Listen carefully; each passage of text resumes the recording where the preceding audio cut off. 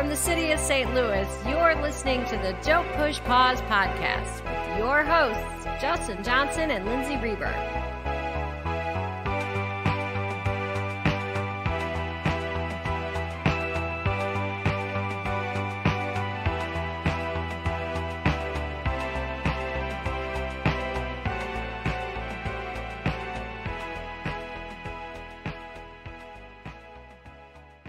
Welcome to the podcast. Welcome back, Justin. Hello, everyone. So, Lindsay, last episode we wrapped up our 5-year anniversary, and we did a really lighthearted vacation film, summer film. But then we like themes around here, and we haven't done one in a while, so we chose to do a serial killer summer. So for this episode and the next episode for August, we're going to be doing all serial killer movies. We're featuring Se7en in this episode. Next episode will feature American Psycho. All of our picks of the week will be serial killer movies. And to top it all off, we got our serial killer summer kick started last night. You and I attended a psychology of serial killers seminar. Would you call it a seminar? Yeah, a talk and what fascinates us as a culture, as an American culture with serial killers. And so we'll touch on that a little bit. We don't want to go full true crime podcast, even though sometimes we dip a little pinky toe into that territory, but I think it's hand in hand when we're doing serial killer movies. So we'll probably reference that a little bit. And I was sitting next to you last night being like, that's John Doe. That's John Doe. Yeah. You're like, shut up. It was really good. It was a good way to kind of delve into Se7en, and coincidentally, one of the movies that I picked for my pick of the week, Summer Sam, the criminologist that spoke last night, one of the main serial killers he talked about was the son of Sam. So I was like, all right, got a little extra information for my pick of the week. And what did you do for your pick of the week?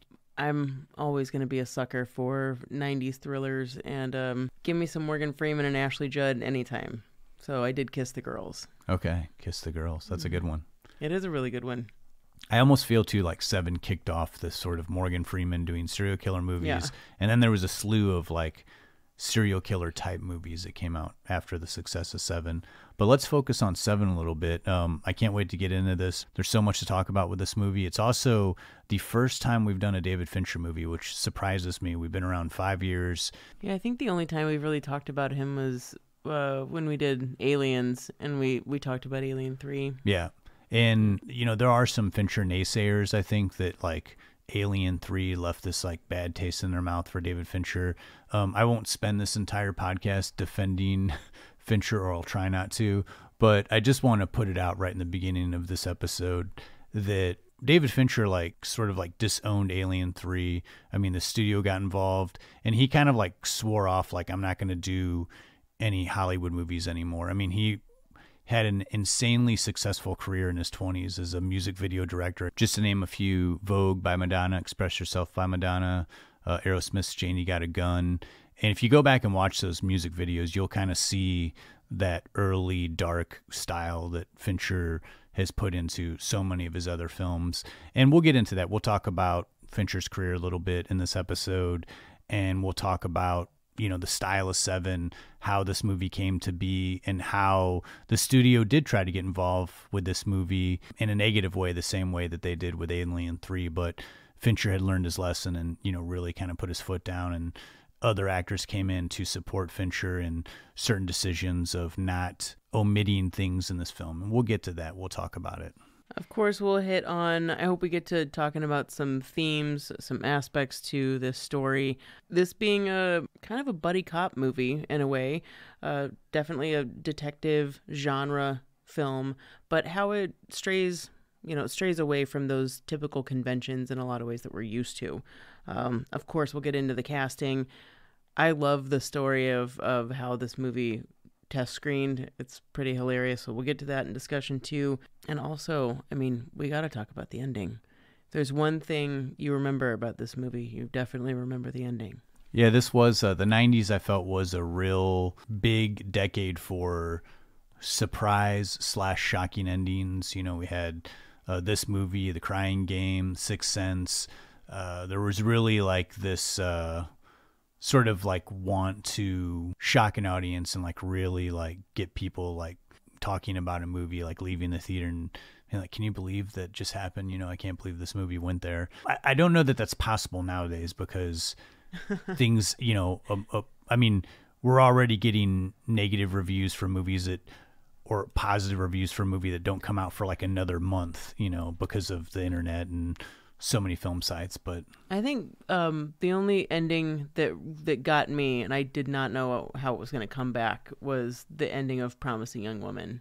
I didn't know how that was going to come back around and end up being okay for something terrible that happens. That's a good call. That's a very good call. That one did kind of get by without people like kind of spoiling the ending. Yeah.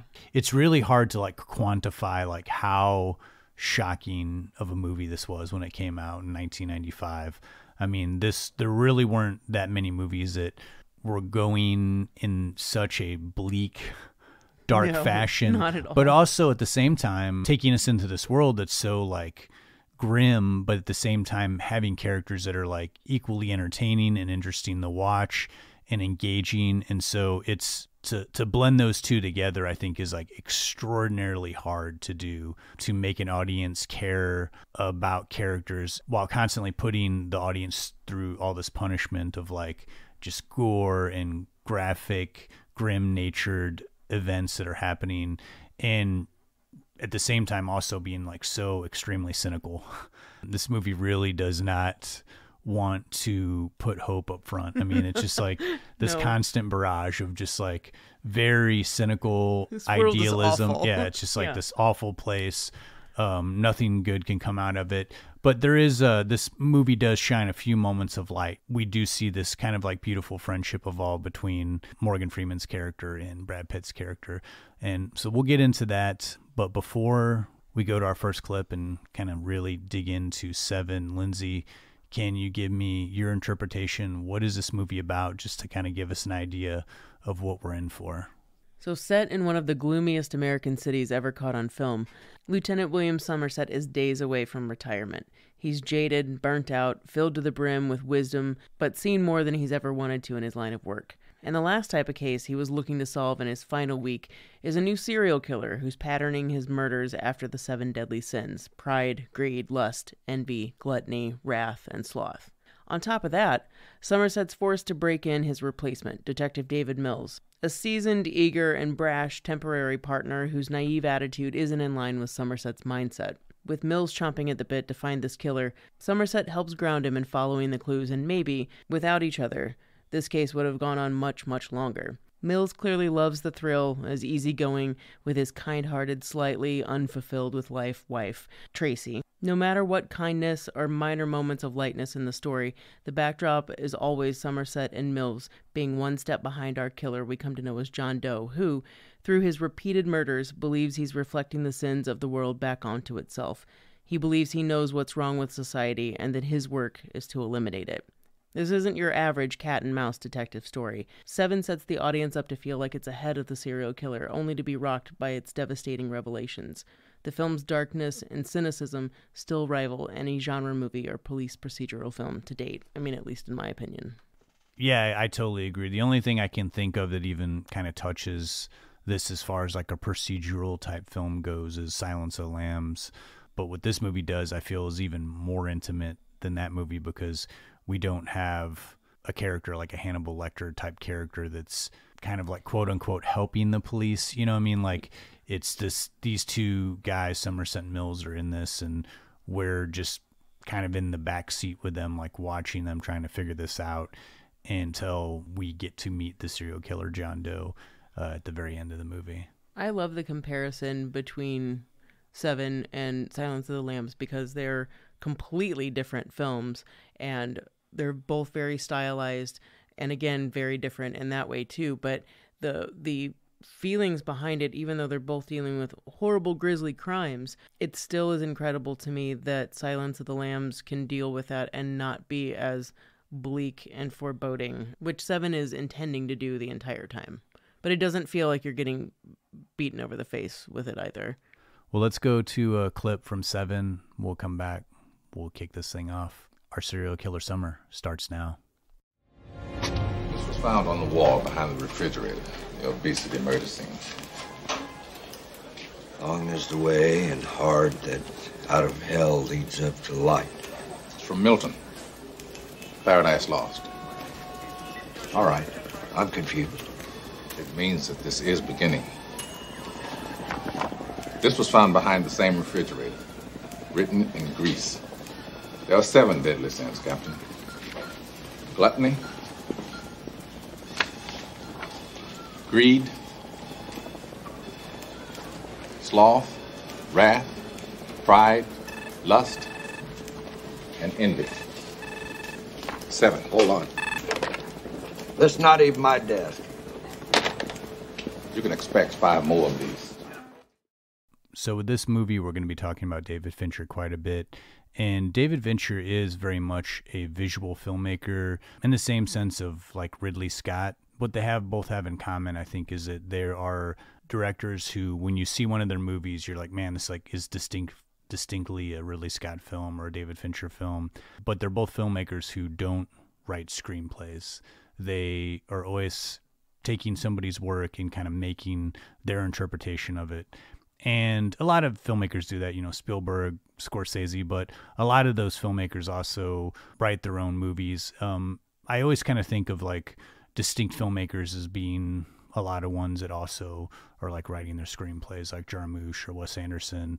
David Fincher, as far as I know, hasn't written any of the movies that he's directed. Maybe he helped in shaping a story or something or doing some rewrites. Yeah. But with Se7en, this was a movie that came strictly from somebody else. It was a script that came to Fincher through the studio system. But as much as Se7en is, I think, such a David Fincher movie, a lot of the script and story is credited to Andrew Kevin Walker, who created the characters and the story and this wonderful universe that Se7en takes place in. And maybe wonderful is not the best choice of words for it. I was going to say that, but it is an entire universe of its own. I think the 2 most important things about, this movie overall are really the mood and just the atmospheric inspiration in which it came from. And Andrew Kevin Walker drew on his own experiences, not, from investigating murders or anything like that, but he did have a little bit of culture shock when he moved from Pennsylvania to New York City in the late 80s, early 90s. And though the setting for Se7en, it's not anywhere, it's an amalgamation of every large, big city and at its worst and grittiest probably time in history. And Walker happened to move to New York at a time that it was known to be, drug-riddled and gritty, dirty, and he had some culture shock. He was also an aspiring screenwriter who was working just jobs to get by. So he calls the script to Se7en his love letter to New York, which is kind of just mind-blowing to me. I mean, I know he means it. To write this script, you do have to kind of be in love with every aspect of it. And just because it's dark and bleak doesn't mean it's not a beautiful piece of writing, and it is. So in that way, I get how it's a love letter, but damn, that's a dark one. So he did draw on a few experiences of just living in a gloomy, depressed city. And at the time when he originally thought of this story for Se7en, it was like 91, and studios were looking for films that were, kind of horror was fading out at the time. I don't think crime really ever, like true crime or police procedural movies had really ever gone out of fashion, but it was kind of a low time for them. It was more adventure-based movies, what we were seeing, and more blockbusters, at least what I remember at the time. And true crime and serial killer movies, while there had been those sprinkled throughout the decades, for sure, it didn't really hit its main stride until the early 90s. And I would say Se7en helped kick that off. Also, anything with the media blowing up, the Menendez brothers, the O.J. Simpson trial, of course, and we even see it reflected in Serial Mom, that John Waters is taking all of this giant pop culture obsession with crime and making an entire movie about it. So Walker writes this spec script, and just meaning that he's going to write this story and just try to sell it to somebody. And he settles on the idea of something that people commonly know as the 7 deadly sins, not really having any religious affiliation to him personally, but just we know what this idea is and I'm going to go with it. While he didn't have a personal connection to it, he was seeing New York at its kind of worst and grittiest, and was seeing kind of what we hear John Doe say in the movie, is that on every street corner you're seeing every one of these sins that are talked about in the movie. And I like that the number 7 has more meaning, you know, as not only the title of the movie, but 7 deadly sins, 7 days in a week, and that this movie all takes place over 7 days.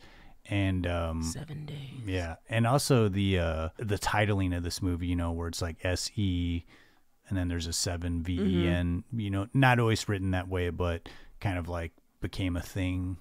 And That's I don't clever. know, I like it. It's clever. You know, it gives a little bit extra to this movie, and I do like that we're set up with like there's a countdown here going on.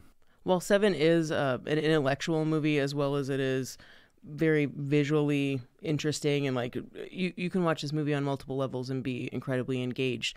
I don't think Walker went too far with trying to make it too heady as far as serial killer or crime investigation. It's a pretty straightforward type of movie, and he knew that this was just kind of the tip of the iceberg as far as diving into the psyche of a serial killer. And I think he even said too that the research that we see, there's a research kind of montage of Mills and Somerset. A lot of the things that we see in there that Somerset's going through the library, like those were actually some of the things that he like researched and used to write the movie.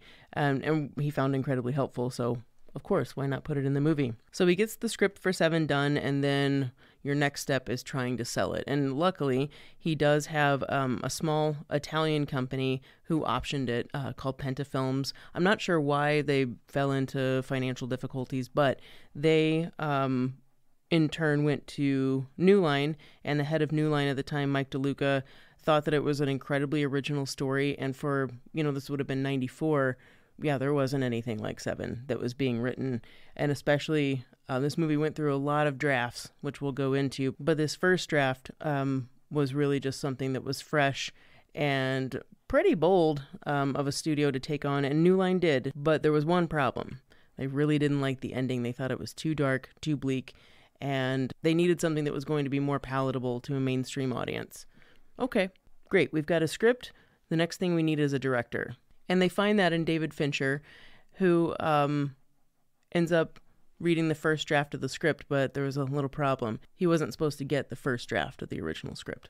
And when you say the first draft, you mean the head in the box was only in the first draft, and that was omitted from further drafts. I do. Because the studio did not want a head in the box scene. They didn't want the movie to end on no head in the box. Terribly grim tale where there's just like no happiness. You know, I wonder if the script read like you saw a head in a box, because I think that is something that you walk away from this movie even now and you think that you see Gwyneth Paltrow's head in a box, and you don't. You don't.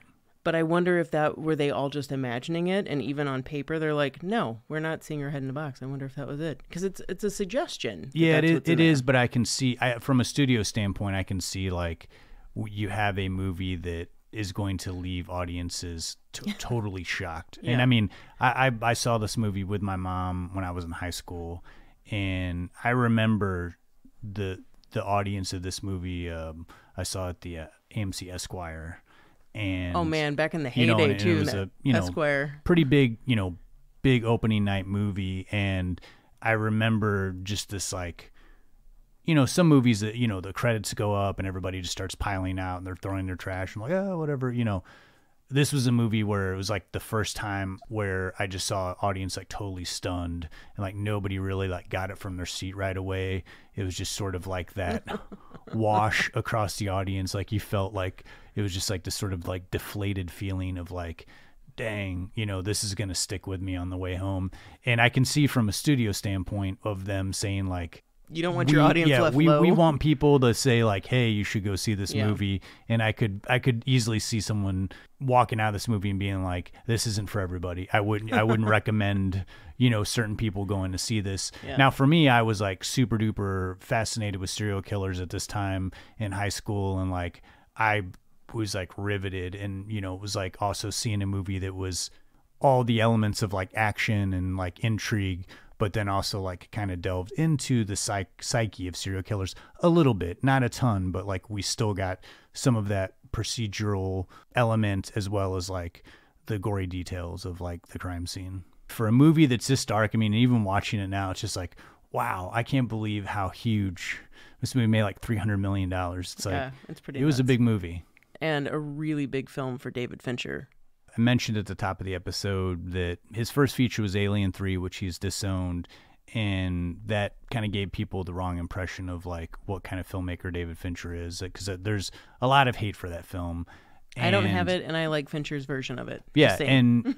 and his unedited version. Yeah, his unedited version. Fincher's came from like a completely different background than a lot of filmmakers. He wasn't coming from necessarily like this film school to short film to working on an indie feature and then working with the studio. He came from a commercial background where he was doing commercials for like Coca-Cola, Pepsi, Nike, and in his 20s, in his early 20s. Strangely, the coincidence here of like he was interested in film as a young boy, and when he was 10, living in California, his neighbor who moved in was a young filmmaker that had a very big influence on David Fincher, and that filmmaker was George Lucas.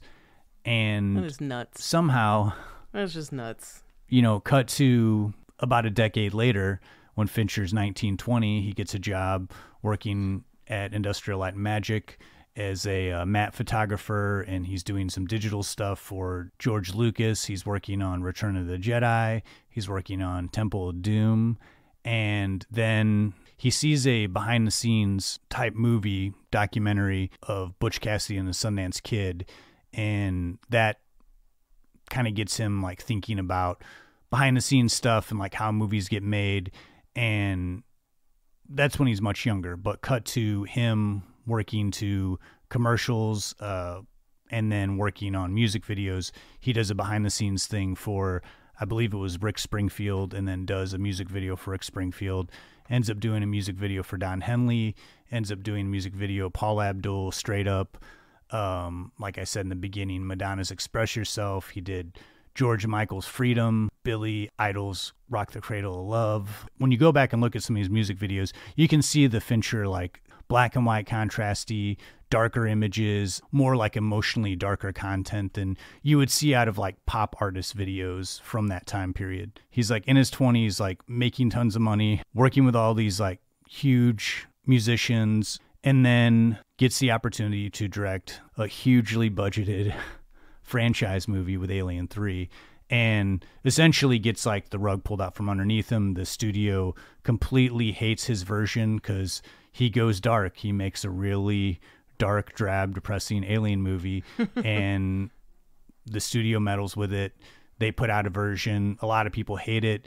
And then unfortunately, David Fincher gets associated with that movie, and he didn't make a movie for a while. And I think going into Se7en, this material called to his dark nature. But he also liked this, these intriguing characters, and he wanted to put his spin on it. But like we were saying a little bit earlier, he saw that first draft version of The Head in the Box, and that was one of the main things of like, he was like, man, I've not seen that in the movie. Fought the studio right in the beginning to say, I want the Head in the Box sequence. This is how I want this movie to end. I respect that, because I think about like, let's just say like movies that are like of a more experimental nature, or David Lynch movies. Mm-hmm. I don't like every David Lynch movie, but I'm glad that every David Lynch movie exists, because if nobody was taking chances to make movies that would normally not get made, then we would have only bland, kind of middle of the road type movies. And we need filmmakers who will push the limits like David Fincher and Se7en and give us an ending that you normally wouldn't see. And that's why, like we do all the, a lot of these movies that we talk about that are resonating 20, 30 years later. And David Fincher said himself, so did Andrew Kevin Walker, this is always going to be the head in the box movie. Again, getting into Fincher's style of like making something that looks extraordinarily beautiful but bleak at the same time. And Seven is one of those movies where it doesn't look like a regular movie. Like you can hit pause on any scene in Seven and you could print that out and hang it on your wall. I mean, it's like a painting. It's like a very unique looking film and not something that a lot of filmmakers would do. In the same way when we talked about The Godfather, how that was a movie that like the studio's like, this movie's so dark, and people were like, you can't see anything in this movie. It's like, why are you? And you can see things, but it's just like also playing with the absence of light and showing things, highlighting certain elements of the frame that normally you would want to light everything up so that the audience isn't missing anything. But in this instance, it makes the audience draw their eyes and focus on something specific because parts of the frame are like so dark. And that is unique to me. And it's like, watching a movie like this, I love so many big, huge, like dumb, explosive Hollywood movies, but it is awesome when a director like David Fincher comes along and is able to work in the Hollywood system and get the budget to make something like Seven. And, going back to a director like David Lynch, when you hear interviews with Lynch or like John Waters, when they say, yeah, we can't make those movies anymore. We can't make a $20 million weird movie anymore. Like a studio is not going to take a chance on that. So it is nice to kind of see this moment in time where the 90s, where you had these really important filmmakers who were on the rise of like making bold movies with 30, 40, $50 million budgets that are testing an audience limits and patience in what they're willing to accept in a mainstream film. And it's not gratuitous either. It doesn't feel lofty. It feels like there was a lot of intention behind this visually. It wasn't a movie that was just messing with the audience to mess with them. And I do really like that about this film.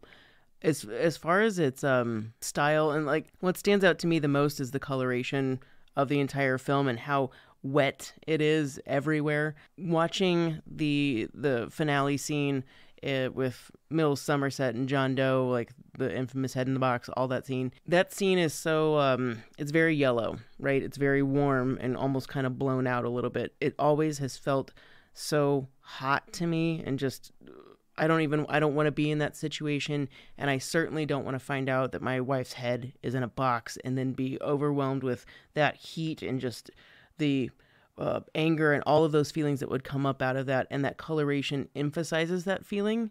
And then to see that scene without color processing, and there's a few clips of it out there like that, it's a completely different vibe. Thinking about this movie without the color processing that's been done over all of it and the particular style, I think that it would feel completely different.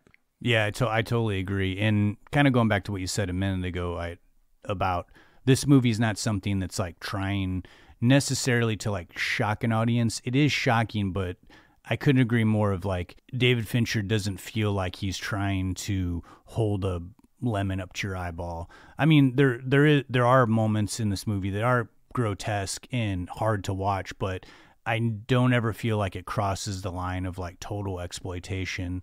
And also too, like the scene you're mentioning, like the moment that John Doe comes into the picture as far as like, turns himself in and is apprehended. We do spend this entire movie that's like so dark and it's raining all the time, and minus a few scenes where, like the raid scene where they're going in to find the guy who's like been in bed for a year. It's like very purposely paced slowly. Now I don't mean like in like a 70s style kind of like boring way, but like it's deliberately paced in a way that it's taking its time to let the scenes breathe and let these two characters interact and learn something about each other. But then once John Doe comes into the picture at the end of the movie, the pacing shifts and it's like so much more frantic, and we get these shots of like, the sound, the music's coming in heavy. It's cross-cutting between the guys in the helicopter and they're talking, and you have all these extra voiceovers, and it really opens the movie up because we felt so tightened and verklempt.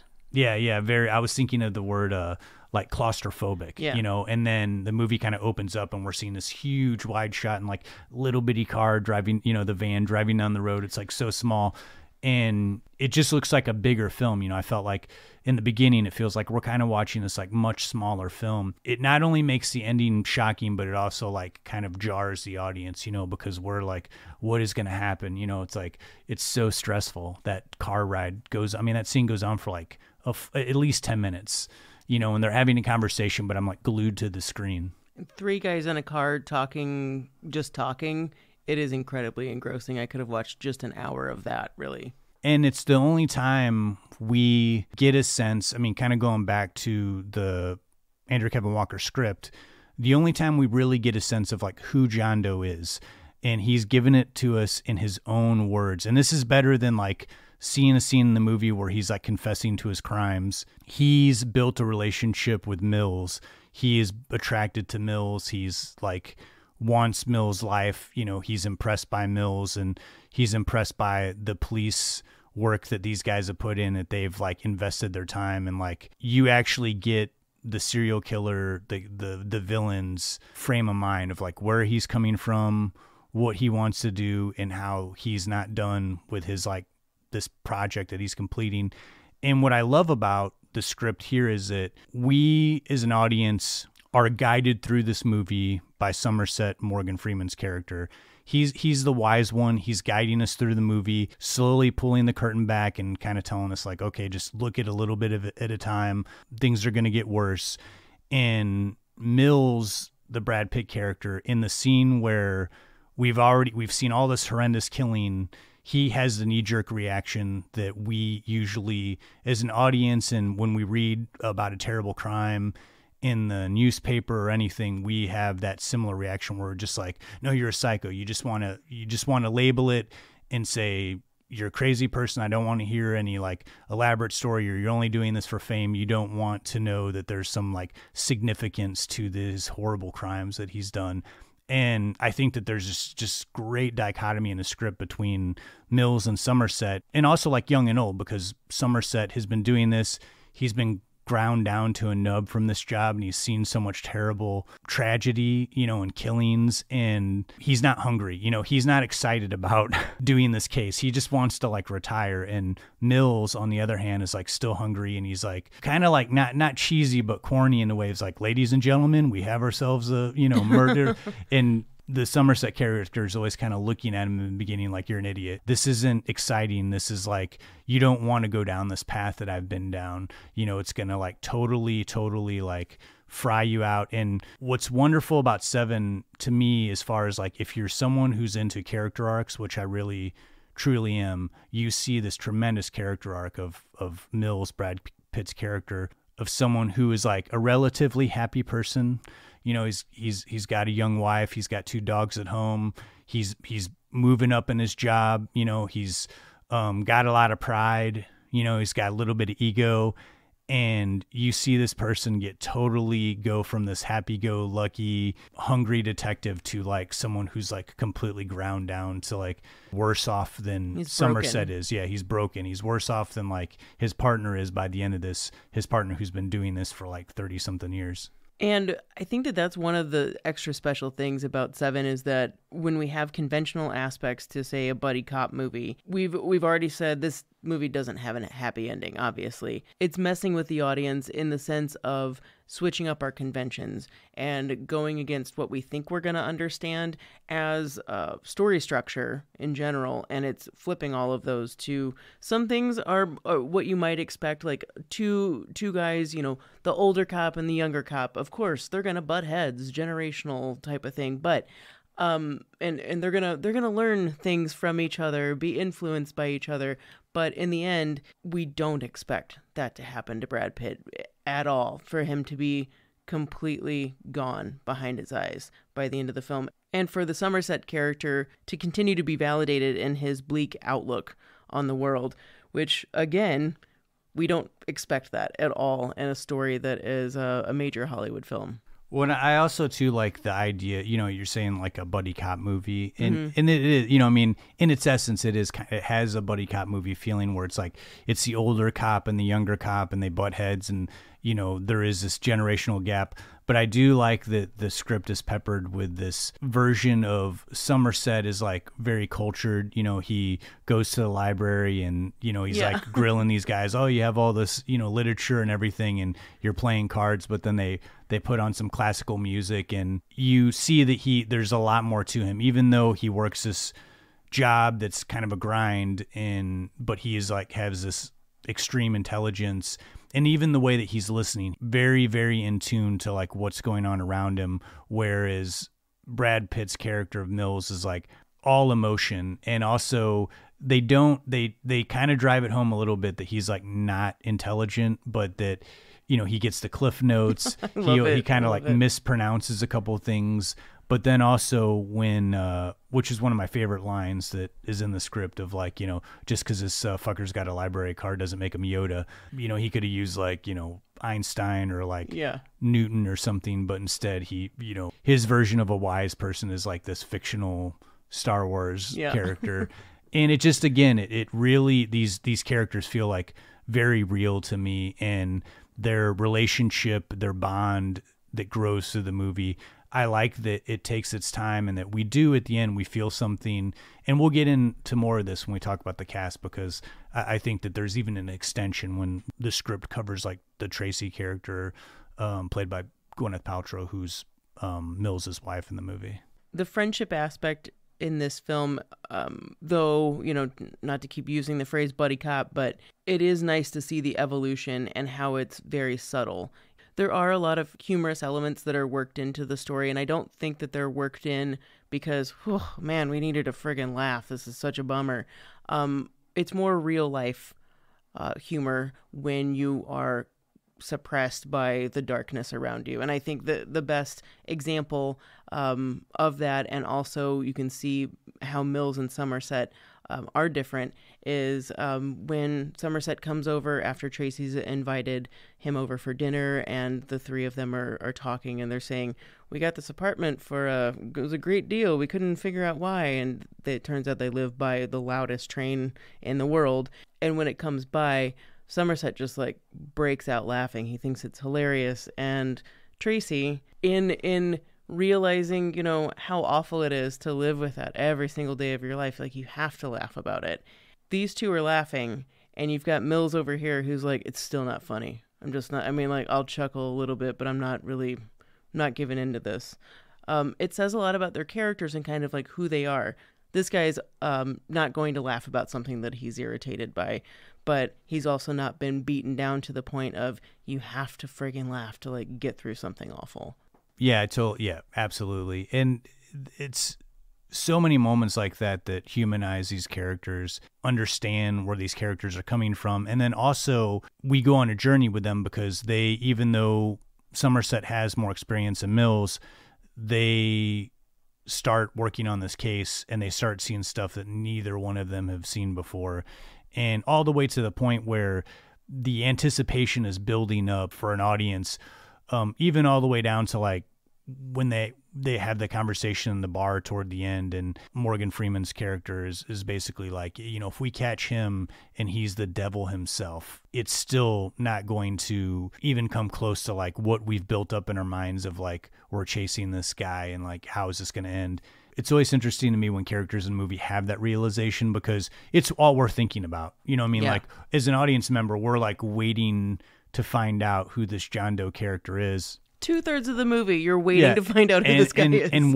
But yet we're having to sit and watch these two at a bar, kind of like worn down and debate, kind of debating like the ethics and like the right and wrongs of the world and like what's wrong with the world today. But I still it's fascinating to me to listen to these two talk and to kind of get an idea where they're coming from, because we're about to see both of their lives change forever.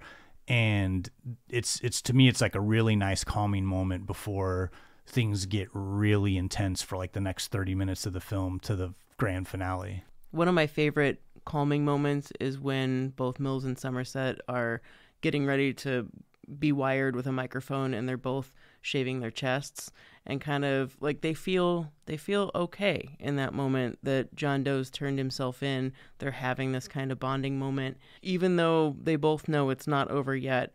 It's this quiet, intimate moment that they're both having and just kind of lightly joking before this giant storm that's going to befall them both. Well, since you brought it up, why don't we take this moment here to talk about the ending, and then we'll take a break after that, and we'll come back and talk about the cast. But I agree that it's just that great little moment where they're like shaving. They make the joke about if you shave off a nipple, would that be covered under workman's comp? And it is like this moment where, you know, and if you haven't watched the movie, you don't realize that John Doe's already went to Mills's house and killed his wife. What's nuts too is how another convention that this movie flips a little bit is it plays on what the audience is assuming. So John Doe's turning himself in, which we kind of found out at the seminar that we went to with the criminologist Scott Bond the other night, that we found out that serial killers really aren't wanting ever to be caught. So I do wonder, you know, if this would really happen for a serial killer, but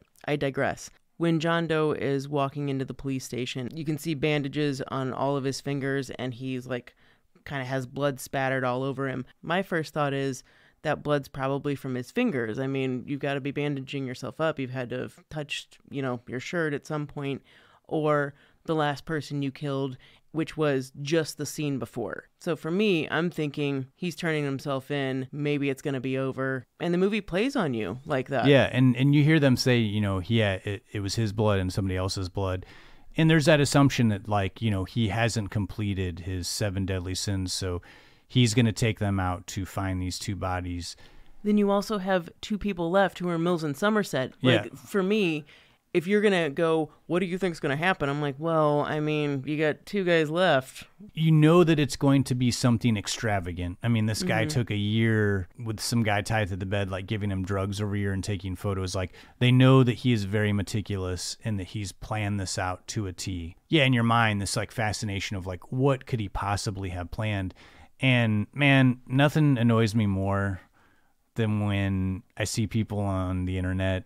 Well, just people on the internet annoy me to no end. But, you know, I'm in a lot of Facebook film groups and all this kind of stuff. And nothing angers me more than when Se7en comes up and someone's like, yeah, I totally knew it was going to happen at the end of this movie. And I don't buy that for an absolute moment. You know, maybe you thought something crazy is going to happen. Yes, you know, but I don't think anything could like prepare anyone for the first watch of this movie of like what, you know, he has this guy deliver this box in the middle of nowhere. And then, you know, your first thought is like, is it a bomb? Like, what's going on? And I think Somerset is like, there's no way this is a bomb. Yeah. And they're then even freaking out about yeah, that. and then John Doe starts taunting Mills, and they're separated. You know, Mills and Somerset's like going over to find out why this delivery guy's like delivering this box, and you know, Mills is like, what's going on? You know, and of course we get the whole what's in the box, you know. But there's so much franticness going on. It's like the first time you're watching it, it's easy to like not hear everything. And there's actually even a moment where Morgan Freeman, I rewound it like 6 times. I still can't. I want to do it with subtitles so I can figure out what he's saying. Somerset something, you know, he says something like she was a suspect or something like he says something that implies that it is Tracy's head. But I can't understand because there's so much noise and the helicopter and everything's going on. It's just such that frantic scene to where once John Doe says, you know, I'm the final one, you know, you need to kill me, basically. And you see just this like horrific moment of like him making this decision of like, yeah, I want to kill this guy. I mean, and he has every, you know, right in his mind. It's like this guy just like not only chopped her head off, but like had it sent to him. Some sick shit. And the double whammy of finding out that she was also pregnant. That is one of my favorite moments, though, is when John Doe reveals that she was pregnant. The immediate reaction of Somerset and just smacks him really hard in the face. Like, dude, can you not? Like, you just made it exponentially worse. With Somerset, basically, like, I get it, kind of pleading with Mills to say, you know, don't let him win, but... And now we're gripped, you know, the audience is just like, you're trying to comprehend the information that you've just been given. And then when Brad Pitt blows away John Doe, it's kind of that moment where there's a little bit of a cheer. Then you feel like draining thing of like, damn, this guy's life is like wrecked. Like John Doe just like wrecked his life. And also you kind of go back and you think about all the stuff that John Doe said in the car, and it's just like, yes, as fascinated as we are with serial killers and the way they operate, he's right. People will look over his work for years and years and like study it. And just, the thing that you and I went to last night, this criminologist, Dr. Scott Bond, is like on tour doing the psychology of serial killers and like why we're fascinated with them. And it was sold. Hardcore sold out. There was like 800-900 people there when we went last night, and 97% women. Yeah, which I didn't expect, but I was like, oh wow. Yeah. No doubt that this wouldn't just be like a quick little footnote. People would like look at John Doe's work, and in some of the stuff that he's saying isn't like, it's not total BS, like when he's talking about like how there's a sin on every corner and how we've like come to, and this is before the internet, before like we've been desensitized from everything, violence or killing or all kinds of, just crazy stuff. I'm not saying that he has like, I'm not saying that like John Doe was like some genius or something and this was like a good message to send to the world. But I'm just saying, like, as far as like doing a movie about a serial killer and a serial killer having like some sort of like methodical idealism or like why did they do it, about as good of an answer, reason as I think like a scriptwriter could come up with in the movie and make it fascinating and make you think about it, after the movie's over. And you then have this man who's explaining everything behind what he considers his work. Really. And you think back to when Mills and Somerset invaded his apartment, and you think about how everything was methodically written and researched, and just everything that went into this man's psyche. We saw it before, and now we're seeing the words that are coming out of his mouth. It's not like again, I'm not validating, like you said, I'm not trying to validate or anything, but when you listen to him and you go, what you're saying makes sense from your point of view. There's just a different way to handle or deal with that, or maybe see a friggin' therapist. But everyone in that car you can identify with. You can identify with Brad Pitt, I think that's who I would be, honestly, in that car. I would be making some comments. But Morgan Freeman over here is observing everything about John Doe, and John Doe is just a hair from being set off. And when he is, it's like the one time that he's absolutely terrifying too. Well, I think that's a good place to stop. Let's go to another clip from Se7en, and then let's talk about Kevin Spacey's performance. We'll come back to John Doe because it is something.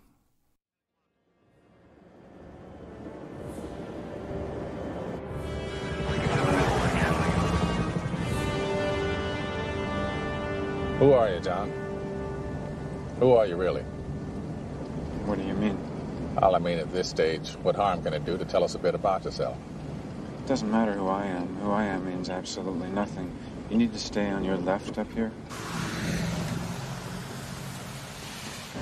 So where are we heading? You'll see. We're not just going to pick up 2 more dead bodies, are we, John? That wouldn't be shocking enough. We've got newspapers to think about, yeah? Wanting people to listen, you can't just tap them on the shoulder anymore. You have to hit them with a sledgehammer. And then you'll notice you've got their strict attention. But the question is, what makes you so special that people should listen? I'm not special.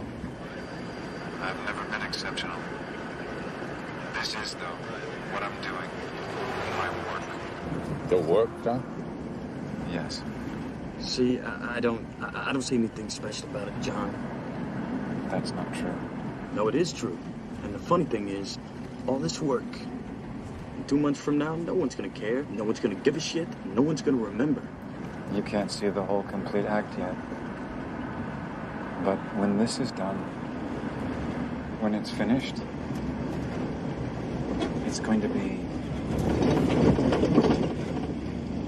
People will barely be able to comprehend, but they won't be able to deny. Could the freak be any more vague? I mean, as far as master plans go, John. I can't wait for you to see. I really can't. It's really going to be something. Well, you know what? I'm going to be standing right next to you. So when this big thing happens, you be sure and let me know, because I wouldn't want to miss it. Oh, don't worry. You won't. You won't miss a thing.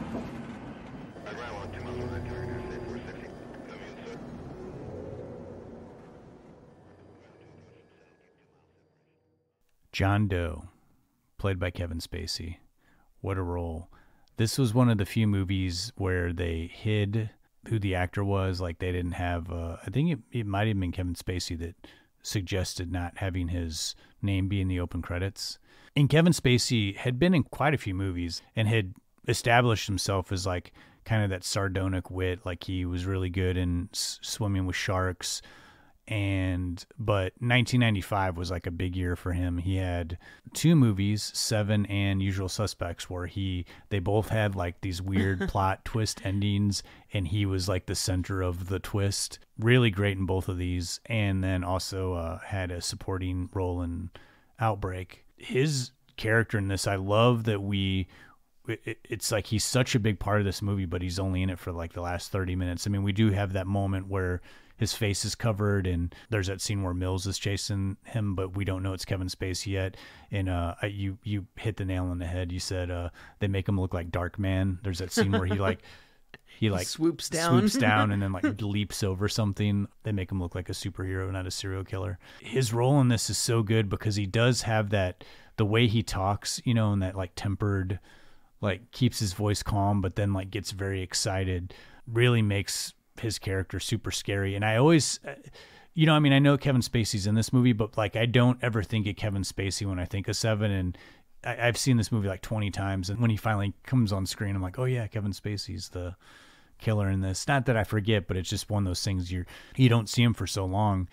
And I know Kevin Spacey, like we can't, I don't want to spend too much time on him. I know like Kevin Spacey's like kind of over these days, but was really putting in so many good performances in the 90s that like I'd forgot how many not memorable movies he'd done post American Beauty. I was kind of looking at the filmography and I was like, whoa. I mean, either movies I'd never heard of or like had never seen, or that I remember seeing once and thinking like, yeah, that was not that great of a movie, I guess, until House of Cards came along and that revitalized his career. But yeah, I think Se7en is one of his best roles, and a really, measured and menacing performance, and to do so much in so little screen time, because I don't know, that I feel like there'd been so much pressure on an actor if you're reading the script, because they're all this, we've like, as an audience, been watching this guy's method and like all these people he's killed, and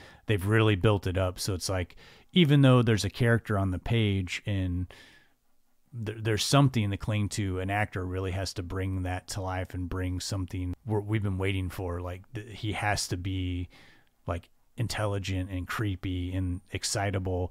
And I think you brought up, I don't know if it was off the mic or on the mic, but like when he's when he's rocking back and forth, the jostling in the back seat. He's like excited. And then, so gross, but so well done. Somerset's like, what are you excited about there, John? Also too, just like this phony name of John Doe, we never know his name. It makes it even more like mysterious. It's like over a 10-minute scene, but it's like totally riveting, and you're like hanging on every word that Spacey says in that. As an actor, Kevin Spacey's voice, I think, adds so much to all of his performances. And to play this character of John Doe, he does need to have a lot of control about his voice, and Kevin Spacey does. And every single performance, I think the most about it in American Beauty, on a lot of his line deliveries, because a lot of it is backhanded or sarcastic, or but saying your lines in a very controlled, matter-of-fact way. And the one time that we see John Doe lose it, it's like he amps it up a little bit, and it's enough to be completely jarring. Even when we hear Kevin Spacey's voice for the first time on the phone, it's so sharp and quick, and you can tell that this guy's intelligent, and he's even terrifying just on the phone, just hearing his voice the first time.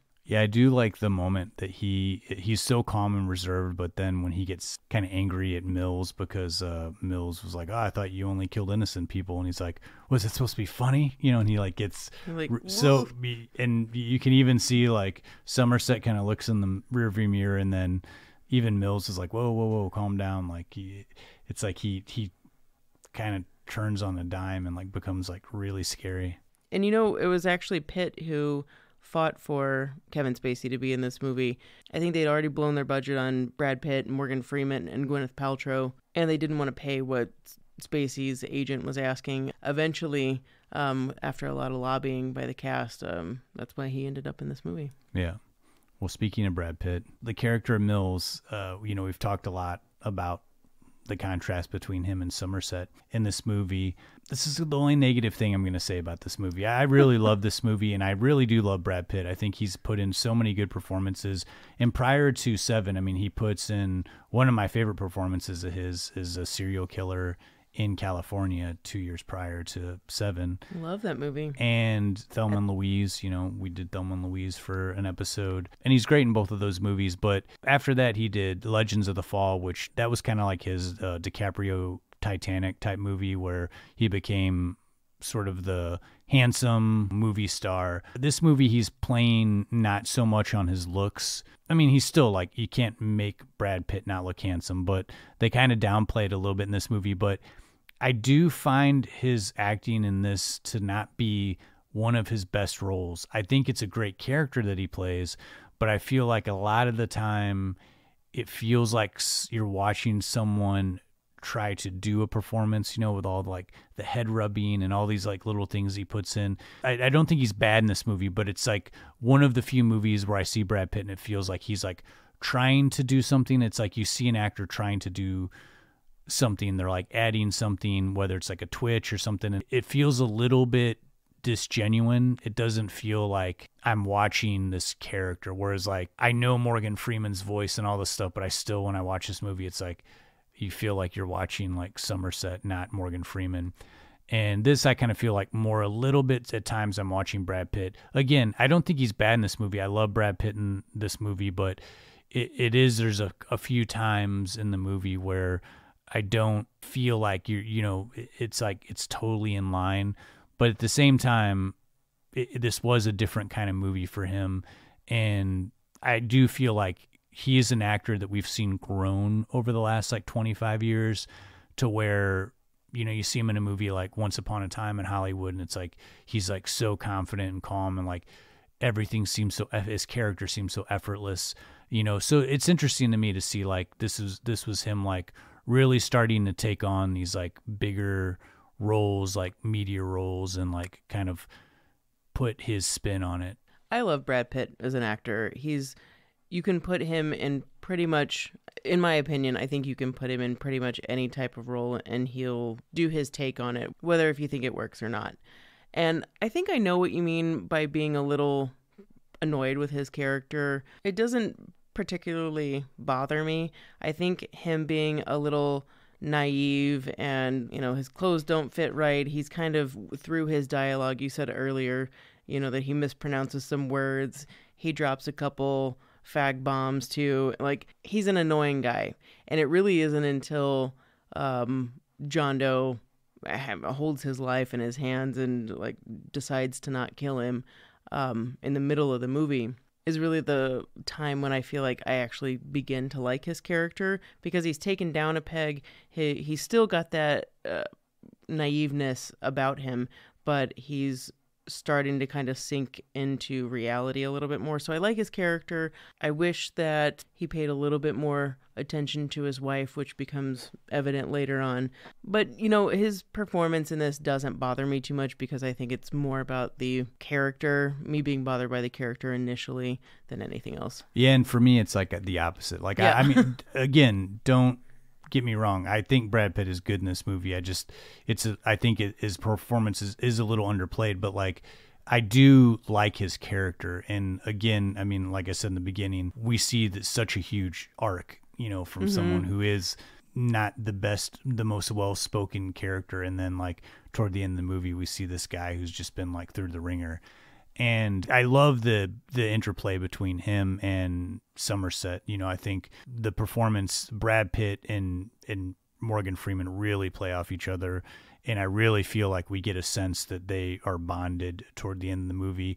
Gwyneth Paltrow, whether you love her or hate her, when I was rewatching this, the character of Tracy kind of blows me away. I didn't realize she was 22 in this movie. I mean, she had done a few things, but it just seems like such a mature performance and such a depth of like sincerity and like sadness.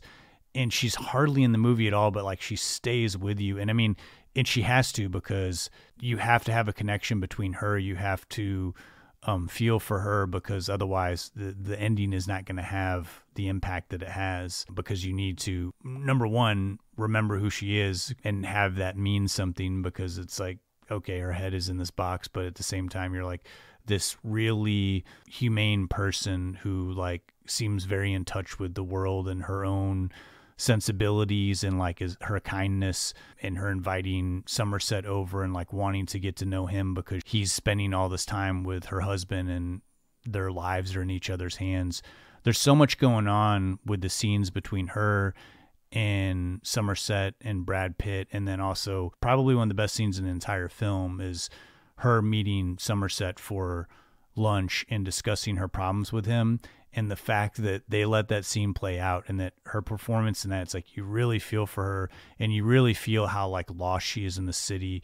And we as an audience have already seen how gritty and terrible the city is. And then you only feel terrible for her, and just like, oh man, you're stuck by yourself. And then your husband is like also dealing with some of the worst stuff imaginable, like, and trying not to bring that home at the end of his shift.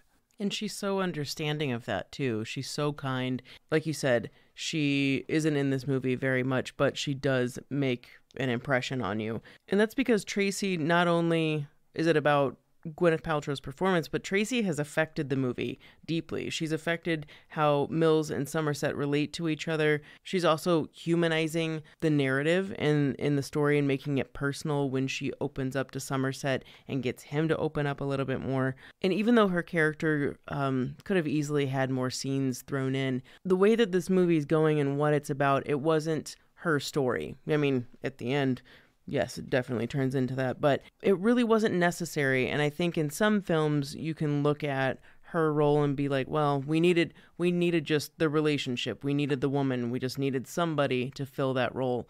And sometimes that is what it feels like, and it feels very one note, not with the character of Tracy. And I do think that her relationship, in real life with Brad Pitt at the time probably played into a lot of their chemistry together and them feeling so relaxed and so at ease. It's easy to forget that when, this movie came out, you cast a couple, which people don't like to do, really, is to cast a couple. What if they break up during the production? But I think in doing this, not only did it help the movie at the box office, I think it helped overall the chemistry of the film. Well, let's get down to Morgan Freeman. Let's do it. In my mind, this is Morgan Freeman's movie. Yes. I mean, this movie is about Somerset. This movie is about him being fed up with society and the way the world works, and he's ready to be finished closing this chapter in his life of like not having to deal with seeing all these horrible things and seeing all the terrible things that people can do to each other. And even in 1995, the detective cop, and it's his last few days, and then gets like sucked into some case, was already a huge trope. Mm-hmm. Somehow this movie manages to like sidestep it being such a trope, because you're so invested in like his methodical way of like dealing with every case, and you realize like, yeah, he can't walk away from this. He needs to see this through, because also he knows that Mills is not ready for this. I mean, he says it in the movie, but like you can see his sense of like wanting to protect somebody from going down this dark path that they're about to go down, and they become like bonded forever because of it. To me, this movie, like, you would think that it was written for Morgan Freeman. They let his intelligence come through. They let his voice come through. It's crazy to me that, like, just a few years later, he would do a movie like Hard Rain. It was like, man. they should have just been like handing Morgan Freeman like amazing script after his performance in this.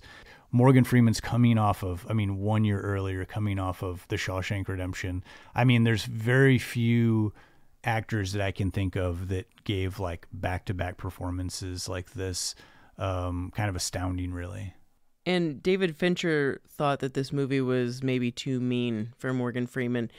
Yeah, Shawshank Redemption, Driving Miss Daisy. He's maybe not going to be the first shoe-in. Of course, this is going to be perfect for Morgan Freeman, but he is the moral compass of this film. And just how we feel, like whether it's through Morgan Freeman's roles that he's chosen throughout the years, he can take the role of Somerset, like old and grizzled and has seen it all. It's kind of Morgan Freeman a little bit. His heart is full. He cares too much and is sick of being in this depressive society, but it's also become so normalized to him. So the idea of being so empathetic, you feel like you've given up, but you also have a large enough heart to not give up, that speaks to me and says that is all something that Morgan Freeman can do. Has he ever been a killer in something? Well, in Street Smart, he's a pimp, and that's right. He's pretty mean in that, and then also he's pretty mean. He's a not grizzled, but he's a pretty intense teacher. Yeah, and in Lean on Me. He's pretty mean in that. Yeah, that's right. But sorry. He did go through a period here where he was playing like these sort of like intelligent characters that are trying to fight evil forces. He did several of these serial killer type movies after Se7en, but all of them, are elevated because of Morgan Freeman. Totally. And even though he did do a number of the type serial killer police type stories after this, David Fincher said about his performance that he, if possible, he made the character of Somerset sadder than how he was written. And I don't think any of the roles after Se7en had that same, they still had the same care and empathy and warmness, some more than others, that Morgan Freeman gives to all of these roles. But the character of Somerset, he's just layered, man. He's got a lot going on. And it's cool to see Morgan Freeman play. Somerset's a cool guy. I would want to go out and have a beer with him and hear his wisdom. You see it with Tracy and you see it with his heart and just all the layers that keep getting pulled back. And then by the end of the movie that he's still the same, but has just gone through so much. I don't know. Morgan Freeman. I don't know who else could have done this one. What I always love with great performances of actors is how they react to certain things. And there's just, this movie is just like littered with Morgan Freeman reacting to like Mills saying something idiotic, a smile, a glance, even a moment where he's trying to talk to the captain, Arlie Ermey's character, and he's going to be leaving in a few days, so there's like some like maintenance guy who's like scraping his name off the door, and he's like trying to have a conversation. It's like in the background, and he's like, excuse me, could you not do that, please? And just the way he reacts to every little thing just feels like wholly authentic and like totally immersed in the character, where it's just not an actor giving like this sort of monologue performance or like one moment where they're yelling or screaming. He doesn't seem to do any of that. Like Morgan Freeman always like a lot of times keeps it very calm, doesn't raise his voice, but is still like as effective as someone who's, winning an Oscar for like screaming through a whole scene, which, is usually what wins an Oscar.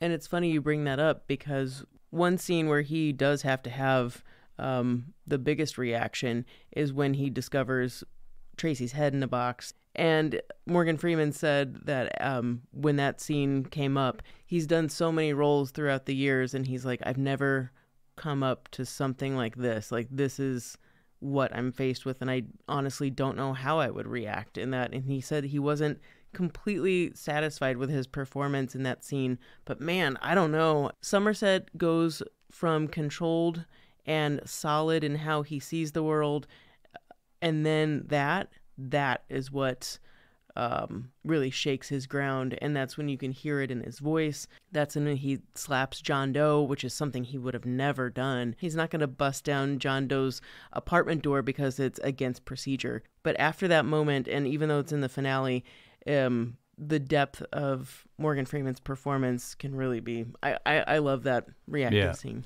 Yeah, there's one other final thing I wanted to mention, a little thing that Morgan Freeman does, and that's when they're outside of John Doe's apartment, and they know that John Doe lives there, but Brad Pitt just wants to bust down the door, but they've paid someone for information, so legally they're not allowed to go in without cause. Yeah. And Morgan Freeman's like very practical. He's very measured. And he's like, this isn't going to hold up in court. And Brad Pitt just wants to kick the door down because he's like all emotional because he's just been like bashed in the head by John Doe. And there is a moment where Morgan Freeman grabs Brad Pitt, trying to shake some sense into him. And then Brad Pitt is the first time he's ever like yelled at like Somerset. And he's like, get your freaking hands off me. And you see Morgan Freeman react. And the way he does it is like so pitch perfect. It's sort of like I crossed the line, like I respect you, like I needed you to calm down, but I shouldn't have like grabbed you and like thrown you up against the wall. And he's like, nope, you're right. And there's like his reaction to that, it's just like there's so many different little things going on of like, regret, trying to get his self back together. He's like trying to keep his composure there, but at the same time is like, I need to like jump in and like really handle this situation and like take control. But then he realizes like, I wouldn't want someone grabbing me. And he has this look of like, yeah, I apologize, like without saying, he's like, you're right, I'm sorry. But like his eyes and his reaction to Brad Pitt getting upset about that, those are the little things to me that are like magic. It's like when I see an actor pull off these like little moments, I mean, and they all those little things add up to a great sum of a performance and like the depth of a character. But I could just all day long, like when I watch this movie, just these little glances and stuff, I could just shut my brain off for the other parts of this movie of how amazing it looks and the score and everything else, and just kind of watch all these little things that Morgan Freeman does in his performance of Somerset. Now, Morgan Freeman's creative choices in this film are stunning, definitely. I feel like we'd be remiss if, before we close out this cast section, if we didn't bring up something that wasn't intended to happen in the story. And that was a decision that maybe Brad Pitt could have not made, but it looks cool on film. During the chase sequence of him running after John Doe, he does, it looks pretty good. He wanted to jump over some cars.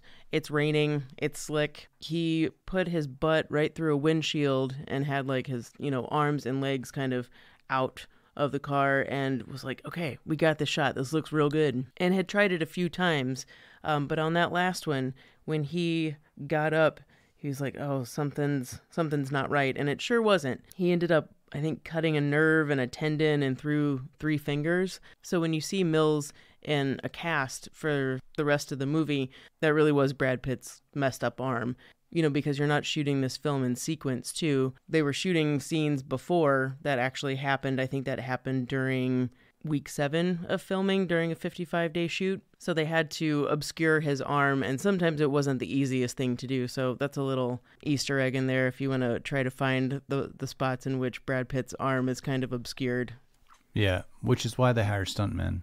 And you always hear about an actor like, oh man, I'm gonna do this stunt, and they want it to be them. This is an instance where you don't realize how it's going to affect the rest of the movie, because if they get hurt and they're shooting out of sequence, then you're going to have this injury that you have to like all of a sudden write into the movie. Yeah. As impressive as Tom Cruise is to me for like all these Mission Impossible movies he does, I'm assuming like producers, the director, everybody's just like, please don't hurt yourself, because you're like in every frame of this film. There's no way we can write in that Ethan Hunt is in a wheelchair for the last half of the movie. Yeah, luckily it did work out for the character of Mills that he could have looks like a broken arm for the rest of the movie. Well, thankfully, Brad Pitt was able to work that into the movie, and it came out okay. Se7en was released to massive success. I mean, $327 million in 1995 for a movie that cost about $30 million to make. Catapulting Brad Pitt. He was already a top billed star here, but like becoming an international superstar. Se7en strangely wasn't as critically acclaimed as you would think it would. A lot of critics came down on it pretty hard for the violence, the bleak ending. I can understand that totally. Se7en is one of those few movies though now that has kind of been reevaluated over the years. And now I think it's kind of looked at as a classic in the genre of like crime films and like is considered one of the best serial killer type movies ever made. And I wholeheartedly agree. This is a movie that I've always liked, but like every time I watch it, I have a bigger appreciation for it. The 90s for Fincher, you know, he went on to do Fight Club, which has become a cult classic. But to me, I think Seven is his most entertaining movie, and the most of like you watch it and you're like, this is totally David Fincher's style. This is totally his vibe. But then also we have the serial killer element that he keeps going back to, and then also brought that to Netflix's Mindhunters, which unfortunately, if you're a fan of that, you know, did not get renewed for a third season. But somehow he's managed to like continue to do the serial killer thing and keep it fresh, and continue to make it be more about the procedure and more about the psychology, not so much about the gruesome details, though he never seems to lack in that portion of these serial killer type movies either. Oh, give me Mindhunters all day. I love that. As far as the reaction to this movie, it is incredible. I love that it did so well. But the first test screening of this, someone came up to David Fincher and said, "Don't worry, you know, you'll probably get another job after this." People were walking out of the test screening saying the people who made this movie should be killed. But to be fair, too, these were people that got cards saying, this is starring Brad Pitt from Legends of the Fall and Morgan Freeman from Driving Miss Daisy. This is not the movie that you expect to walk into. But now that it has become something that is appreciated, and it should have been critically appreciated in the same way that it is now when it came out. But you know what?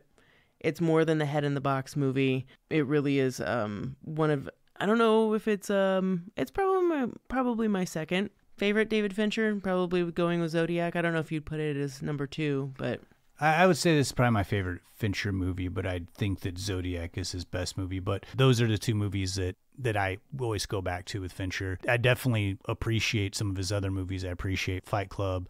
I have appreciation for The Game. Those are movies I don't go back to as often.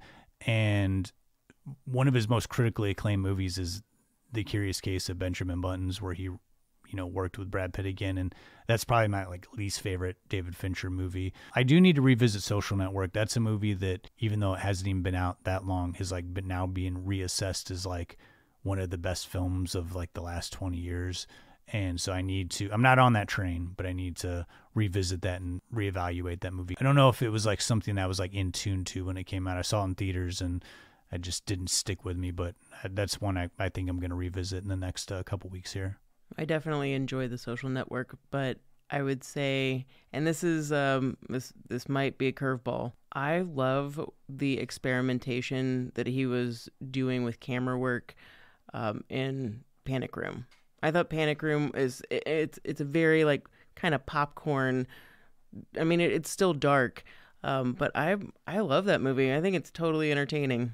Well, I love interviews with Fincher. He calls Panic Room his like doing a simple B movie, and there's like so much going on in that film. It's like this very complex, like wildly shot film, in the camera work, especially like what you're saying. The craft in that movie is so much higher than like what he's calling like, you know, the simple B movie. Yeah. Like, you know, that's your B movie, you know, genre picture. Man, I would absolutely love to see like Fincher do a full-on horror film. That would be my dream. Before we close this out, we have to mention the music and score in this. The music supervisor was the renowned Howard Shore. I think the score is something that you don't, like every brilliant movie, when you don't notice it, but it's amping up your emotions, that it's not taking over the film, that's the best. And that's what I feel Howard Shore's score does in this film. One thing that stands out as far as the music goes is the beginning title sequence to me. It is not only using the Nine Inch Nails song Closer. As somebody who was glued to MTV in the early 90s, it looks really like it was influenced by the video for Closer that was directed by Mark Romanek. That title sequence kind of became revolutionary with movies doing title sequences. Like you notice that, and I think David Fincher's been like that person that's like influenced other creators. And of course, like after Seven came out with that title sequence, other movies were starting to like adopt some sort of like, let's do something cool with our title sequence. Let's not just put the words up on the screen of like the actors and the movie title. This movie like does it in a way that like makes sense. It doesn't just feel like, hey, we're going to do this like really cool title sequence. Like Panic Room, as much as the title sequence in that is like really cool, it feels like a little bit like over the top, like, yeah, why are you doing this? Like, let's just open the movie. But this one feels like purposeful because they're showing all the different things that John Doe's working on. It's a call forward to something that we're going to see later on in the movie. Yeah. Well, let's stop there. We'll come back with some final thoughts on Se7en at the end of the episode, but we should get into more serial killer talk with our picks of the week. Lindsay, you chose Kiss the Girls, which I think is another great Morgan Freeman detective movie. What can you tell me about that? You know, Justin, I know you know this, but I would marry 90s thrillers if I could.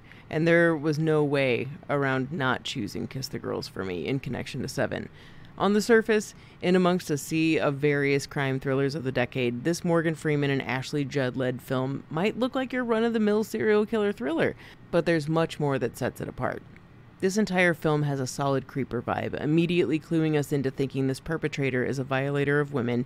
He takes pleasure in it. It's a compulsion rooted in a power dynamic, dominance, and superiority. You know, many of your average fetishes of stalkers, a murderer, kidnapper, creep type. And that's the type of killer we're tracking in Kiss the Girls. Based on the James Patterson novel of the same name, this story follows a Washington, D.C. detective and well-known forensic psychologist, Alex Cross, played by Morgan Freeman, who becomes part of a missing persons investigation out of Durham, North Carolina, after learning his niece is the latest kidnap victim. The killer we're chasing in Durham calls himself Casanova, and as it's astutely observed in the movie, it's doubtful the real, albeit he was a womanizer and grifter, the namesake of Casanova would not have approved of this kidnapper and serial killer of women. Without ruining too much about the movie, Casanova's crimes are also mirrored on the opposite side of the country. Is it the same person? Is it just a coincidence? A red herring, perhaps? Well, this is just one aspect of the story that makes it stand out from the crowd. Securely seeding us into a story of an outsider entering a good old boy police network, the investigation quickly blows up when the first body is discovered, and there are no leads that have us closer to finding the killer. Kiss the Girls begins with two stories, the beginning of the investigation and the kidnapping of a woman who will break the case. Kate McTiernan, played by Ashley Judd.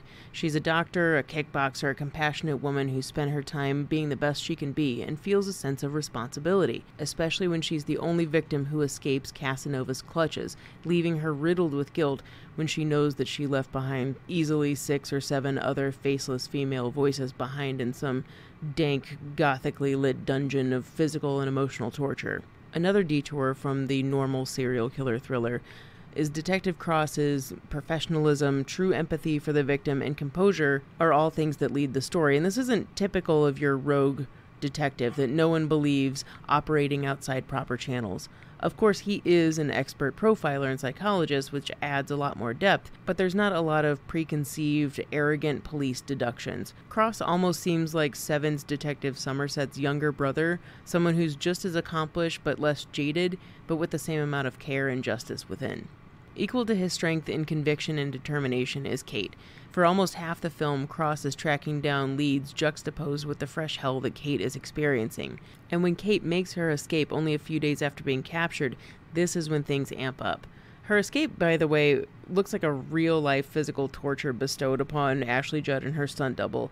It's filmed with such urgency and hurried chaos and desperation. We definitely know that Kate will stop at nothing to get away from Casanova. And having the female protagonist escape so early on in the film is an unexpected shakeup for the genre at the time. To not only best her captor against insurmountable odds, but then join the investigation along with Detective Cross. David Klass's screenplay adaptation perfectly follows a thriller conventions, but with just enough turns to 1, not confuse the audience, 2, still keep us engaged and guessing, and 3, this entire story is seemingly plausible. The story pivot points are well placed, even curious at times. On my first rewatch, I remembered the exact ending, but I had forgotten a few killer-related details that really sew up a lot of loose ends. What's another convention that Kiss the Girls breaks, thankfully, that there's no budding love interest brewing between Detective Cross and Kate, which is a typical trope that falls into place just for added drama. This type of story addition would have felt so inappropriate for a film that deals with kidnapping and abusing and raping women. And speaking of the latter, for anyone who's easily triggered by these aspects in a movie, the only torture that's shown is mental, not physical, if that makes a difference for anybody out there. I can't help but think that this was an intentional choice. It's great to see a movie that doesn't exploit abuse for a cheap voyeuristic thrill, which is totally something that happens all the time. Judd and Freeman are unflappable in their performances. Though Freeman has reprised a detective role, he plays Cross with dignity and a much younger spirit than what's seen in Se7en. And give me Ashley Judd playing a strong female character any day. There's a reason that the woman is chosen for roles like this, and her piercing, steadfast presence in Kiss the Girls might be one of my favorite roles from her. I hesitate mentioning the rest of the cast because anything else might clue you into who the killer or killers or red herrings might be, but best to say that Carrie Elwes is great at playing against type, Tony Goldwyn is forever and always terrific at playing an awful person, and hey, Brian Cox coming in as the head honcho policeman in charge, he's criminally underused in this movie, but still brings a grounding force to the film. Before I close this out, the film's coloration choices are also worthy to note. It's often rich in blues and darker accents, but also deep oranges and fiery colors that dimly light Casanova's cavernous dungeon. Because of a lot of lighting choices and coloration choices, it would be best to watch this movie with a lot of absence of light, so try to watch it at night if you're going for a rewatch. And I love how this film ends. The climax happens and then that's it, we're out. And in saying that, I've never seen a carton of milk used in a better way for an effective, crafty climax as it's used in Kiss the Girls. And while we're experiencing this so very cringy build-up to knowing who the kidnapper is before our heroine does, the film throws in a few very well-placed, "can you hold this knife for me?" type of jokes. It feels like it's having fun with the audience because we've been through this harrowing adventure for almost 2 hours of tension, and Judd's character just hands a weapon over to the villain. And this cringy climax will hopefully make you squirm until the very last drop of milk hits the floor. Watch it and you'll see what I'm talking about. I think of all the 90s serial killer thrillers, this was the next solid one that came out after Se7en. I watched Along Came a Spider, which was supposed to be, it was a continuation of the Alex Cross character of Morgan Freeman, and it was fine, but it definitely did not hold up to Kiss the Girls. Didn't have that creepiness. No, not at all. All right, Justin, let's revisit Summer of Sam. So I decided to go with a movie that's based on a serial killer. And if you are not into that sort of thing, this movie doesn't necessarily heavily linger on Berkowitz's character. I mean, he certainly is a big part of the movie, but the majority of this movie takes an interesting aspect of a serial killer movie, and it focuses on the neighborhood. It also is a period piece, and it focuses on this moment in time in the late 70s. It covers the punk movement in New York with CBGB, Studio 54, sort of the classism in the Bronx, and also the blackout that New York had in 77. And so it takes place all in one summer during what was dubbed the Summer of Sam, when the city in New York was terrified because there was a man going out and shooting people with a .44 caliber gun. He seemed to be targeting mostly women, especially women with brunette hair. Women were all in the neighborhoods were getting their hair dyed blonde. People were wearing blonde wigs. You couldn't find a blonde wig anywhere in New York. You couldn't find blonde hair dye. The movie itself doesn't really show the whole city terrified. I mean, there is a news report in the beginning, but mainly focuses on a small neighborhood with some friends that are being affected by it. Mainly John Leguizamo. He's a hairdresser, and he's a little bit more cultured than his friends are. They're kind of hey, we got to find the Summer Sam guy and we got to kick his ass. That's sort of their attitude from the get-go. They seem very racist, very homophobic.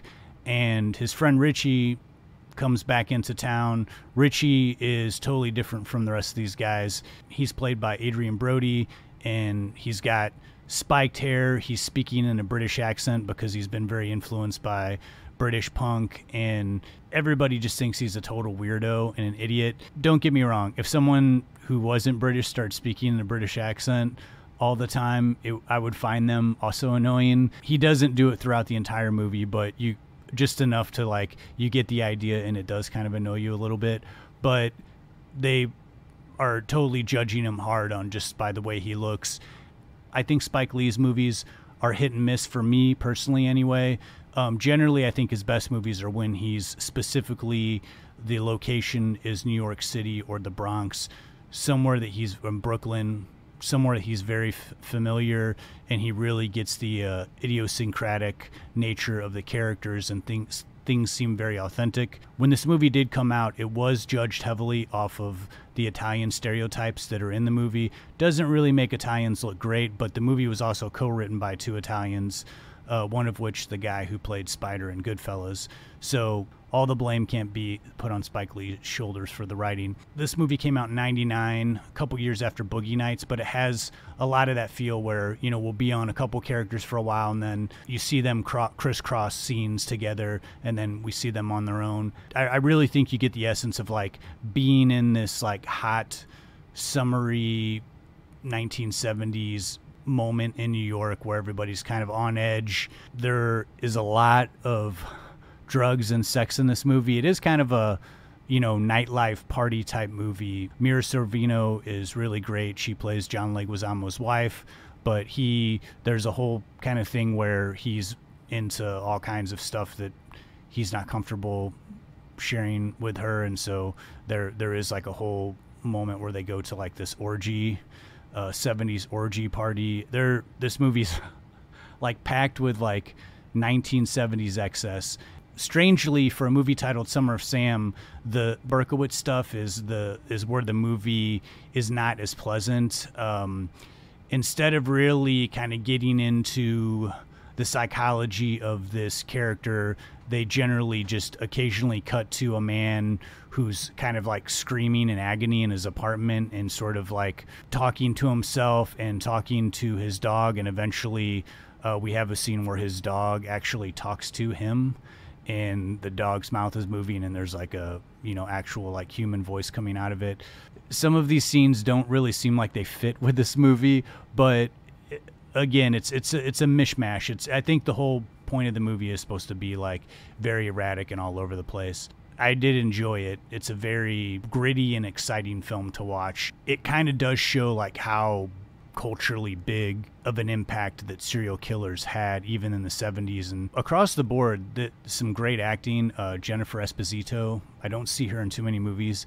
I really wish I gotta find out more movies that she's in. She's absolutely fantastic in this movie. I love John Leguizamo. Adrian Brody is always great, and they do a really good job of rounding out this ensemble cast.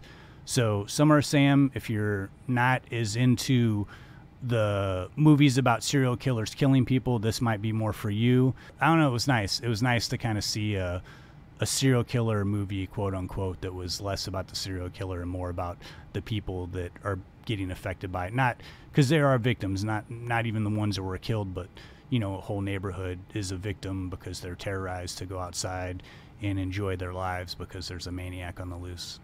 I remember I worked at a video store when this movie came out, and I don't recall liking it at first, and for the longest time I didn't want to rewatch it because of that feeling, and probably like 2 or 3 years ago I finally did and was like, why did I not like it? It is really extreme in a lot of different ways, and but its take on having a serial killer kind of in the background and the influence on the life around that huge monumental thing happening. It's just like a fresh take on it. I put this up there with some of Spike Lee's best movies. So those are our picks of the week for our serial killer summer: Kiss the Girls, Summer of Sam. Here's your Murray moment.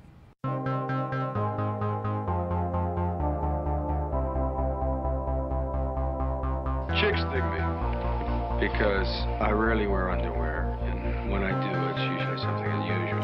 I think I need a root canal. I'm sure I need a long, slow root canal. You gonna come and shake my monkey tree again? Oh, what does that old queen know? She didn't even show. Hey, this is so scrumptious. Is this hand shucked? The flowing robes, the grace, all striking. That was fun.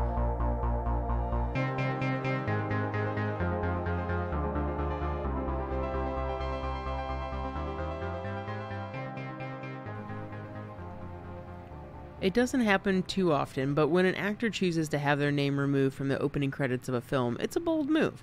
Kevin Spacey requested it for Se7en based on the thinking, if the audience knows I'm in it, and he's totally, the villain who has an unforgettable demise and basically is the linchpin for the movie, then unveiling he's in the opening credits when he doesn't show up until 2/3 of the way through the movie, well, that's a huge reveal. The only thing that could overshadow Brad Pitt and Morgan Freeman spearheading a film with a juicy idea of, like, a serial killer employing the 7 deadly sins is knowing who the killer is, duh. And sometimes it is the best idea for an actor, for whatever reason, to remove their name from the opening credits. Of course, Spacey didn't invent this idea, and our buddy Billy had done it a few times, well before Se7en. The first big-budget film in which he did this was 1982's Tootsie, the Sidney Pollack contemporary classic which continues to top many best-of lists today. For Bill, no, he wasn't a serial killer in Tootsie by far, but his name, especially in 1982, coming off of hits like Meatballs, Caddyshack, Stripes, and still riding a high from his SNL days, which ended only 2 years prior, Bill could make an impact on the public's inference about a film, and give a preconceived idea to what a movie like Tootsie could be like, with just his name being attached. His supporting role in the film is an extremely integral part to the movie, just like John Doe in Se7en. For those of you who don't know, Tootsie is about a male actor who auditions for a female role in a popular, nationally televised soap opera while in drag, gets the part, then continues to live as a woman with his best friend, played by Bill, and who is the only person who knows the truth. But this pre-Ghostbusters role for Bill wasn't originally in the script, as Bill has observed about his role of Jeff, that his character helps Michael, Dustin Hoffman's character, be a better man, have more of a moral consciousness about himself while he's imitating a woman. It sounds kind of anti-feminist, but the character arc for Hoffman's cross-dressing Michael Dorsey / Dorothy Michaels is about as feminist as you can get for the early 80s. We need Jeff in order to fully empathize with Michael. Jeff actually grounds the film. He makes it seem believable that Hoffman can even convince millions of people that he is a woman. And through Jeff, Michael learns how to treat people better, be less self-absorbed, and see life through a woman's perspective, in not a knee-slapper sort of way. And 40 years later, we really need Jeff to help an audience root for Michael. When talking about this movie, credit also needs to go to Holly Woodlawn, the legendary trans actress who coached Hoffman during filming. But getting back to Jeff, wouldn't you know it, it was an uncredited female writer named Elaine May who suggested a character like Jeff needed to be included in the film to sympathize with Michael's viewpoint. Because Jeff was not originally in the script, they needed a strong improviser, and Hoffman suggested Billy for the role, but had a lot of pushback from director Sidney Pollack. But I won't even get into the drama between those two on set. Many of the best scenes between Billy and Dustin were completely improvised, and I'm always left wanting more between these two roommate best friends. Michael's plight of realizations about his privilege as a straight male wouldn't be fully developed if it weren't for Jeff. It feels like Bill had a great outside perspective on this film. In an interview with The View, Bill spoke about how he visited the set many times when he wasn't on call and found Dustin and Pollack in a fight about something, leading him to always say, "You guys are bozos. You don't even know how good this movie is." Although part of Bill thought it might just be a funny trick to play on the audience to keep his name from the credits, ultimately, insisting that his name not be included in the opening credits was really genius. Not only did the unexpected addition of Jeff completely change the course of the story, but Bill, in classic Second City improv style, thought about the production as a whole. He didn't want this to be called a Bill Murray movie because it really isn't at all. But the man was self-aware enough to put the production above his own sense of vanity. This is an interesting Murray moment for me because last episode you were talking about Chevy Chase and how he sort of the opposite. You know, he wanted everything to be about him, even if it wasn't. And so, I don't know, it's nice to see some humbleness with some of these actors that were kind of have breakout hits at the time. And I do always forget that Bill Murray's in that movie. My sister-in-law, Courtney, just watched Tootsie the other day and texted me. I was like, yeah, you know, forget that he's in that movie every time. It still works as a great surprise, and it's not just one scene, like he's in the movie a lot. Yeah. Well, thank you for that Murray moment. Oh, of course. Well, before we close out the first part of our serial killer summer, I had a quick thing I wanted to say about the Somerset Morgan Freeman character. There's a movie that I did for one of my picks of the week for a past episode, and that movie was called Eyewitness, and it came out, I believe, 1981, but Morgan Freeman has an early role in that movie, and he plays a detective that's so similar to a Somerset character. And he's not in the movie that much, but you see it's like a somewhat prequel, maybe of the same universe. They're living in that same universe. So if you like that sort of thing, go check out Eyewitness and follow it up with Se7en and just kind of pretend that that's a younger Somerset, and then he becomes the very cynical old Somerset that we see in Se7en. And then look for his like younger cousin, nephew, whatever he might be in Kiss the Girls too. Yeah. You know, just a different version of himself. You know, I do have a question for you. Do you think that Somerset retires at the end of the movie? That's a good question. I believe that he is done. I think this was the final nail for him to deal with, especially seeing his partner carted off in a police car. Yeah, just totally taken through the ringer. I think maybe he uses part of his retirement to like check in on his partner and kind of help with the, you know, funeral arrangements and all the stuff for his He probably wife. did. Yeah, he probably is going to help take care of all that, and probably take a much needed break away from the craziness of the city. He better have gotten a good retirement, a generous benefit package. It seemed like that was still seemed like that was still a time period where that something like that existed.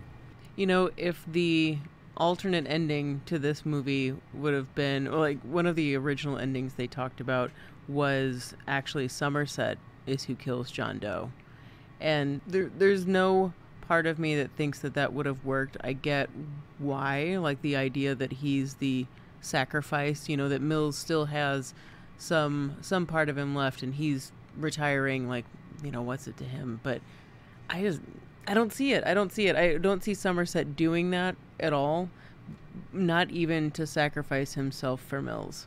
Yeah, and it would have felt a little bit more of a cliche if he did it, because he talks, you know, whenever there's a movie like this and someone talks about, oh, did you ever draw your gun? And they're like, oh, only once, you know, and then they draw it at the end of the movie. Yeah, that would have been lame. It would lame. have kind of like fell in line with those movies that have done that time and time again. More exciting for Mills to shoot John Doe. And his reaction is still choice in that. John Doe has the upper hand. John Doe has the upper hand now. That voice, just love it.